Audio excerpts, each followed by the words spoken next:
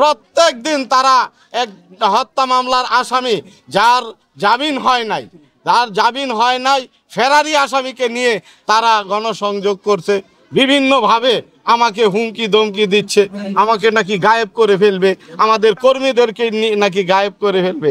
আমি বলতে চাই নির্বাচনের দিন তারা কিছু কেন্দ্র বেছে নিয়েছে, যেই কেন্দ্রের মধ্যে নাকি আমাদের কোনো এজেন্ট দিবে না, তাদের ইচ্ছা মতো তারা ভোট কালেক্ট করবে। কাঞ্চনের জনগণ স্বতঃস্ফূর্তভাবে এই নির্বাচনকে স্বাগত জানাচ্ছে।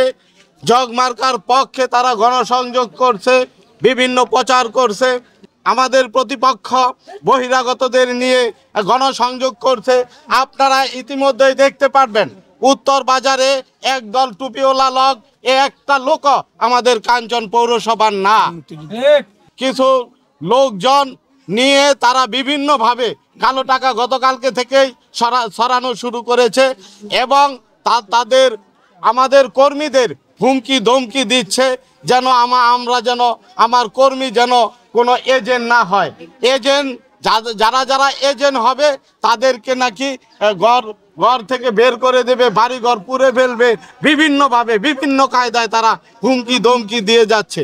তবে আমি বলতে চাই, প্রিন্ট এবং ইলেকট্রনিক মিডিয়ার মাধ্যমে আমি প্রশাসনকে বলবো, প্রশাসন এখনো নিরপেক্ষ ভূমিকা পালন করছে। আমি বলতে চাই নির্বাচনের দিন পর্যন্ত যেন এই ভূমিকা তাদের থাকে। আপনারা 21 তারিখে দেখেছেন কলাতলিতে একটি গণসংযোগে আমাদের দেশীয় অস্ত্রশস্ত্র নিয়ে আমাদের উপরে কিভাবে হামলা করেছে। তবে প্রশাসন তারা ভালো ভূমিকা ছিল, তার জন্য অল্প সময়ের মধ্যে এই সমস্যাটা সমাধান করেছে। আমি বলতে চাই যে বহিরাগতরা যদি এই কাঞ্চন পৌরসভায় থাকে, তবে আজকে যে পরিবেশ আছে নির্বাচনের দিন এই পরিবেশ থাকবে না। তো আমি বলবো, যেমন 9 নং ওয়ার্ড হাটাবর টেকপাড়া, কাঞ্চন ভারতচন্দ্র উচ্চ বিদ্যালয়, লাল মাহমুদ হাফিজিয়া মাদ্রাসা, তারাইল মহারালী শাহিনুর বানু উচ্চ বিদ্যালয়, এই কেন্দ্রগুলি আমরা ঝুঁকিপূর্ণ। এই কেন্দ্রের যে আমার প্রতিপক্ষ যিনি আমার প্রতিপক্ষতা করতেছেন, তাদের কর্মীরা খুব সন্ত্রাসী কায়দায় কার্যকলাপ চালাচ্ছে।